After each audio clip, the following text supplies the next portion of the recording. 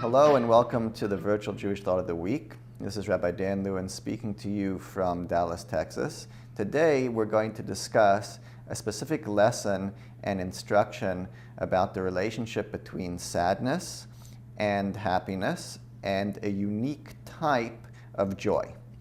Now before we get there, this week we celebrated a holiday in the Jewish calendar. It's a holiday that largely goes unnoticed.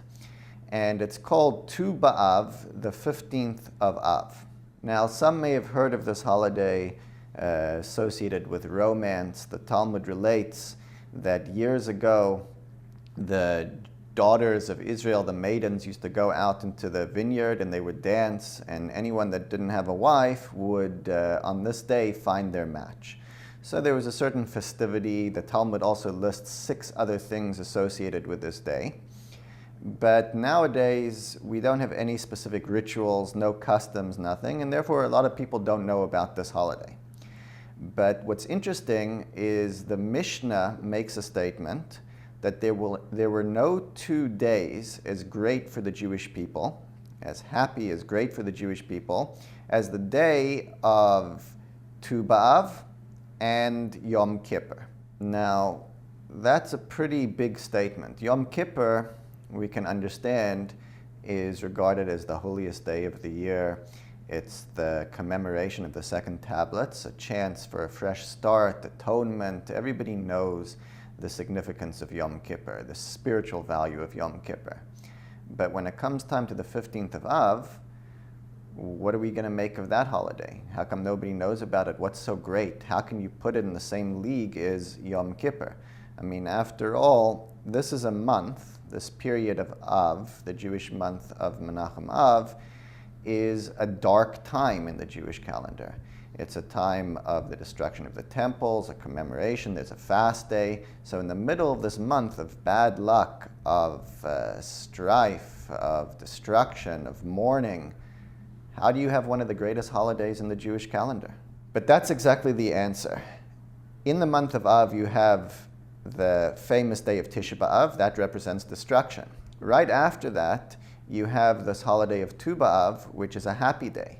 This juxtaposition, this timing of the holiday of Tu B'Av is exactly what makes it such a great day. Now, why is this happiness so great? One of the reasons is based on the principle that there are 2 types of joy, happiness that occur. One type is in and of itself, you're just happy. You're happy to be alive, life is precious, I have blessings, and there are many, many reasons to be happy. Then there's a deeper type of happiness, and that's a happiness or joy that comes after one has gone through a tough period, after a period of suffering or darkness in their life, and they come out. Now that happiness, after you emerge from that period, is a much greater joy than could have ever been experienced otherwise. Now, some people may say, yeah, because it's a contrast. So if you didn't know the suffering, if you didn't know the sadness, so you wouldn't appreciate so much what it means to be happy or to have the blessing. But it's more than that. This type of joy is not just a joy that, okay, you used to be on the bottom, and now I'm on top, so I can appreciate more.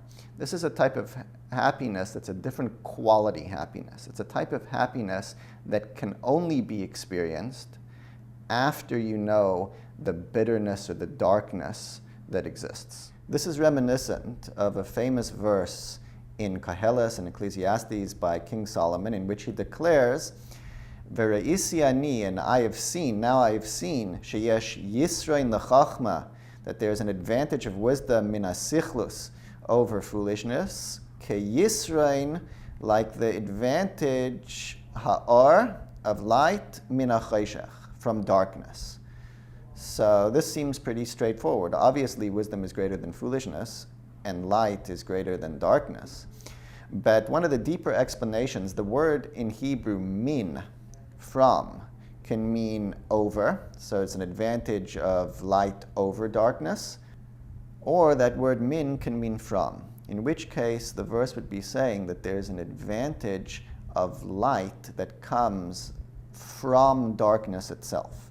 That's a different type of light. It's not just a light that's in contrast with darkness. It's a light that was born from the darkness. And if we plug that back into the idea of sadness and happiness, there's a certain joy that comes from the sadness itself. Now, that doesn't mean you take pleasure in the sadness, but what that means is buried within that sadness, which within that difficulty, is life, is a hint of happiness. And after you go through that sadness and you get it out of your system, then there's a time where that light is going to shine, that it's going to be a greater type of light or happiness than would have been experienced otherwise. That's a type of happiness or joy that comes after or from going through that period of sadness. Now, what that means on a personal level, as an instruction for us, is that when we go through a tough period of darkness, we need to be able to look and say, wait, in the middle of this period of darkness, there is a sign of what's going to be in the future. And we can look and we can find, hey, I may not be there right now, but I can see, just like Tu B'Av is placed in the middle of a time of mourning, I can see a hint of better times to come. This idea is similar to the saying that one who knows not how to cry will know not how to laugh or celebrate.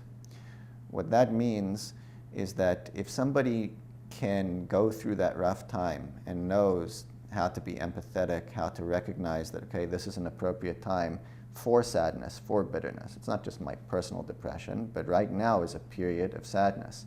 To the extent that one knows how to be sad, to that extent, one will experience true joy, which is the greater joy that we're talking about, a joy that comes after or from the sadness. That's the thought for the week.